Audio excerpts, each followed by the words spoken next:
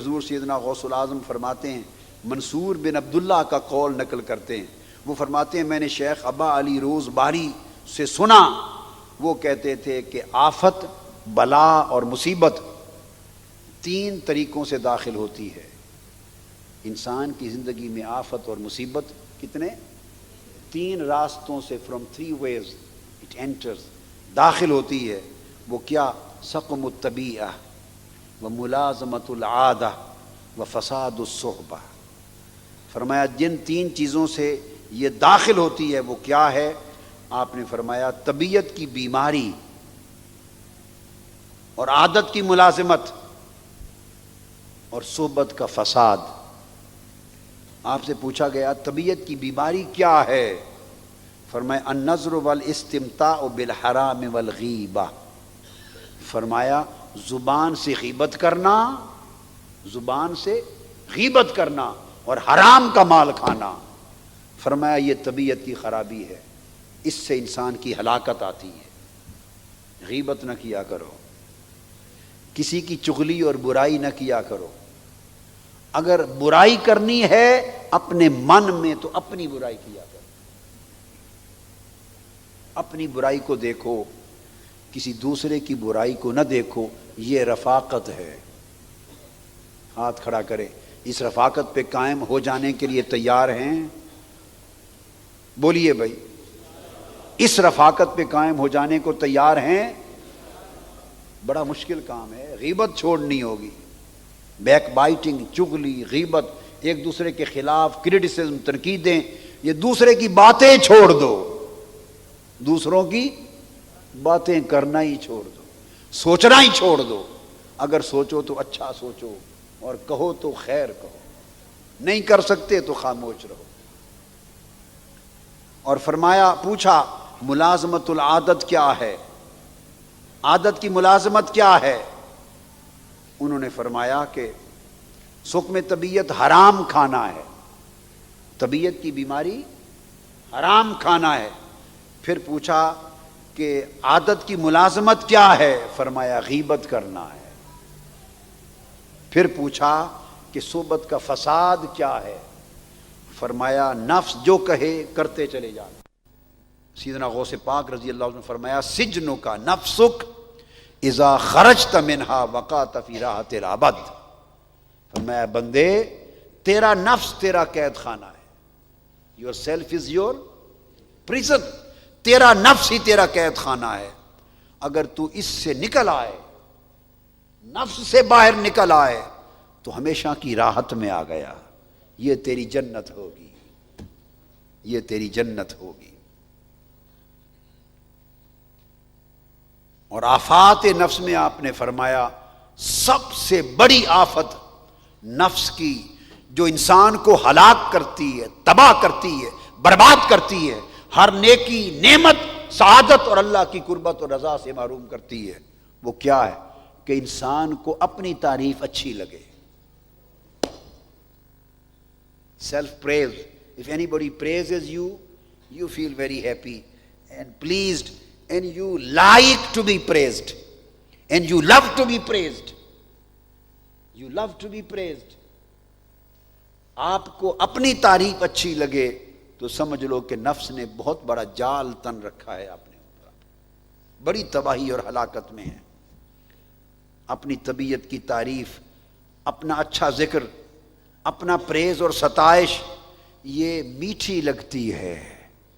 فرمایا بندے یہ سب سے بڑی آفت نفس ہے، اگر راہ حق پر چلنا ہے تو نفس کی اس آفت سے بچ جا، اپنے من میں ڈوب کر پا جا سراغ زندگی۔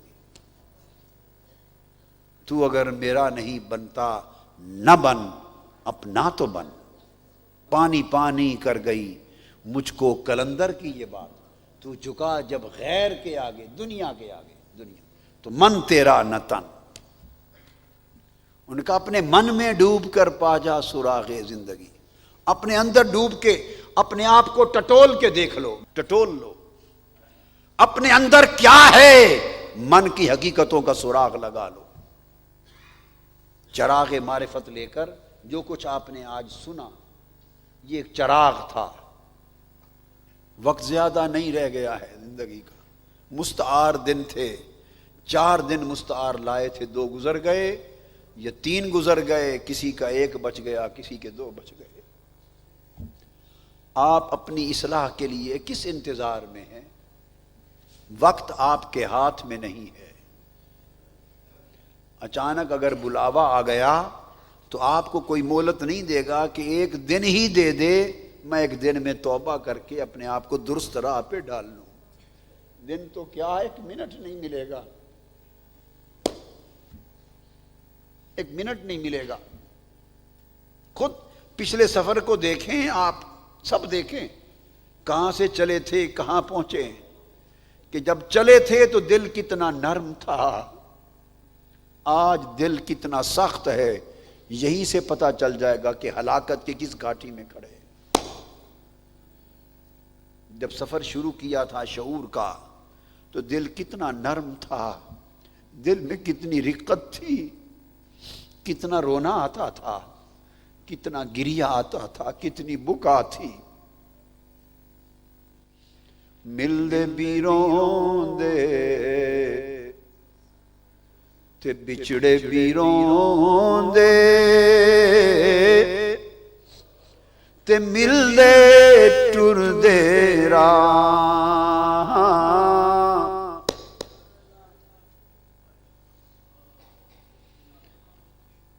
عشق جناں دے ہڈی رچیا رونا کم ہونا.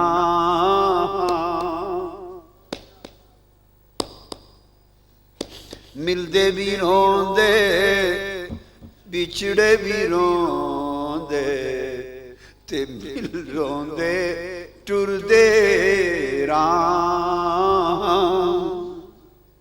کیوں ملتے روتے ہیں؟ ملنے میں رونا کیوں آتا ہے؟ 2 دوست مل رہے ہیں، رونا کیوں آتا ہے؟ اس کے کئی معنی ہیں. ایک تو اس لیے رونا آتا ہے کہ ملاقات کے بعد ہجر ہے. ابھی مل رہے ہیں، بچھڑ جائیں گے. ملاقات ہوتی بچھڑنے کے لیے، تو جب ملتے ہیں تو ملاقات بھول جاتے ہیں، بچھڑنے کا خوف رلاتا ہے. تو ملتے ہیں تو بچھڑنے کو یاد کر کے اس خوف سے روتے ہیں، اور جب بچھڑتے ہیں تو ملنے کی تڑپ میں روتے ہیں. ملنے کی تڑپ میں روتے ہیں. یہ ایک معنی ہے. ایک معنی اور سمجھ میں آتا ہے، ملدے بھی روندے بچھڑے بھی روندے. 2 جو ملتے ہیں یہ آپس میں ہر کسی کے ملنے بچھڑنے کی بات نہیں ہے. وہ بھی عاشق ہے الہی کا، یہ ملنے والا بھی عاشق ہے مولا کا. وہ بھی اس کی تلاش میں مارا مارا پھرتا ہے، یہ بھی اس کے عشق میں ملاقات کی طلب میں مارا مارا پھرتا ہے. نہ اسے یار مل رہا ہے نہ اسے یار مل رہا ہے. دونوں بچھڑے ہوئے ہیں. جب یہ آپس میں ملتے ہیں تو دونوں کا محبوب ایک ہے. ہائے ہائے ہائے. اور دونوں کا غم ایک ہے، بچھڑ جانا. جب یار آپس میں ملتے ہیں تو دونوں اپنے یار کو یاد کر کے بچھڑنے میں روتے ہیں. حضرت مولانا روم نے بھی یہ بات کہی، بچھڑنے پر رونا آتا رہتا ہے. بشنو از نے چوں ہی کایت می کند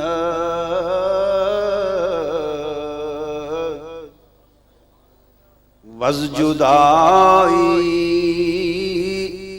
ہا شکایت می کند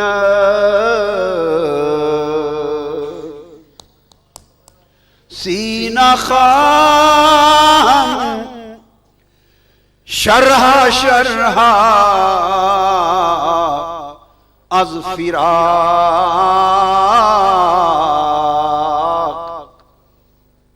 تاب گویم شرح درد اشتیاق.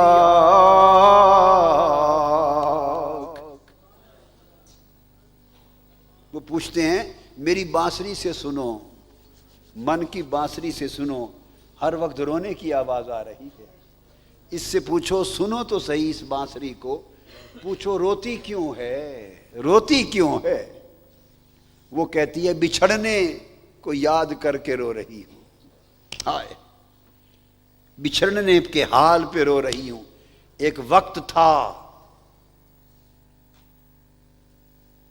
محبوب کے پاس رہتے تھے،